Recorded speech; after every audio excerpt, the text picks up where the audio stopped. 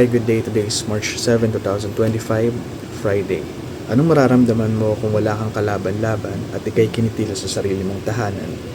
At ang mas nakakalungkot, ang may sala, isang dayuhan. Yan ang nangyari kay Ken, isang community cat sa Ayala Triangle Garden na namatay dahil sa walang awang pagsipa ng isang Chinese national. Kilala ang Ayala Triangle Gardens bilang isang spot sa paglalakad o pagtakbo, gayon din tahimik o lugar na may sariwang hangin sa gitna ng isang abalang lungsod. Nagsisilbi rin tong tahanan sa mga community cats kung saan malaya silang namumuhay at nakakasalumuha sa mga tao.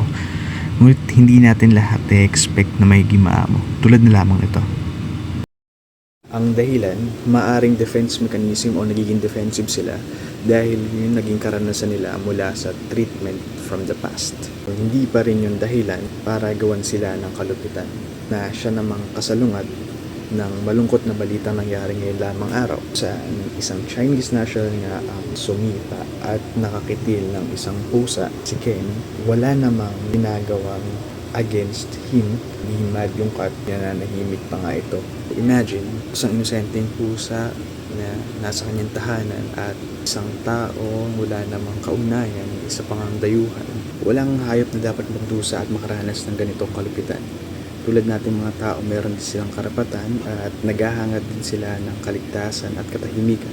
And honestly, may mga instance na nagiging unfair tayo na mas maganda yung ganitong may lahi, imported. Pero this kind of incident really calls for an obligation na maging fair at maging mapagmalasakit tayo sa lahat ng nilalang. Sana sa kinauukulan, mapanagot yung may sala at sana unti-unti mabawasan to mawala yung mga ganitong uri ng insidente. Justisya para kay Ken at sa mga hayop na nakakaranas ng ganitong pagmawalupit. I'm your informative cloud chaser signing off.